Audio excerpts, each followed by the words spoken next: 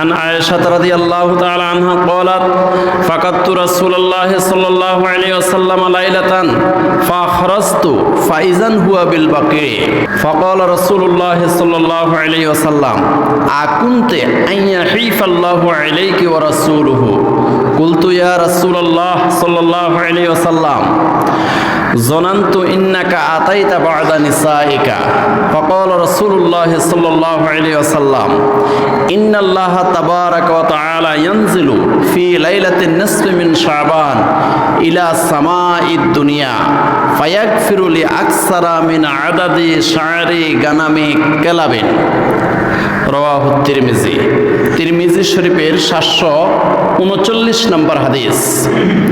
এই হাদিসখানাও বর্ণিত হয়েছে আম্মাজান হযরতে আয়েশা সিদ্দিকা রাদিয়াল্লাহু তাআলা আনহা থেকে।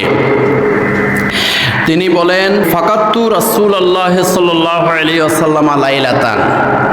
আম্মাজান হযরতে আয়েশা সিদ্দিকা রাদিয়াল্লাহু তাআলা আনহা বলেন এক রাত্রে আমি আমার প্রিয় নবী আমার স্বামী আখির নবী মুহাম্মদ রাসূলুল্লাহ সাল্লাল্লাহু আলাইহি ওয়াসাল্লামকে হারিয়ে ফেললাম। আমি বিছানায় খুঁজে পেলাম না। ফাইজান হুয়া বিল বাকিয়ে, খুঁজতে খুঁজতে আমি হয়রান হয়ে গেলাম। অবশেষে ফাইজান হুয়া বিল বাকিয়ে, জান্নাতুল বাকির কবরস্থানের মধ্যে রাসূল পাক সাল্লাল্লাহু আলাইহি ওয়াসাল্লামকে কবর জিয়ারত অবস্থায় আমি খুঁজে পাইলাম। সুবহানাল্লাহ।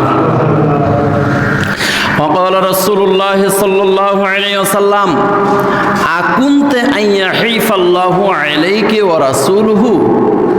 তখন রাসূল পাক সাল্লাল্লাহু আলাইহি ওয়াসাল্লাম আম্মাজান হযরতে আয়েশা সিদ্দিকা রাদিয়াল্লাহু তাআলা আনহাকে দেখে বললেন, হে আয়েশা সিদ্দিকা রাদিয়াল্লাহু তাআলা আনহা, তুমি কি মনে করেছো আল্লাহ এবং আল্লাহর রাসূল তোমার প্রতি জুলুম করেছে? আল্লাহ ও আল্লাহর রাসূল তোমার প্রতি অন্যায় করেছে, এটা কি তুমি মনে করেছো? আম্মাজান হযরত আয়েশা সিদ্দিকা রাদিয়াল্লাহু তাআলা আনহা বললেন, না, আমি এরকম মনে করি নাই। ফাকুলতু ইয়া রাসূলুল্লাহ সাল্লাল্লাহু আলাইহি ওয়াসাল্লাম যনানতু ইন্নাকা আতাইতা বা'দা নিসাইকা। আম্মাজান হযরত আয়েশা সিদ্দিকা রাদিয়াল্লাহু তাআলা আনহা বললেন, ইয়া রাসূলুল্লাহ সাল্লাল্লাহু আলাইহি ওয়াসাল্লাম, আমি ধারণা করেছি আপনি হয়তো অন্য কোনো স্ত্রীর খোঁজ খবর নিতে গিয়েছেন। সুবহানাল্লাহ। অন্য কোনো স্ত্রীর খোঁজ খবর নিতে গিয়েছেন, এটা আমি ধারণা করেছি।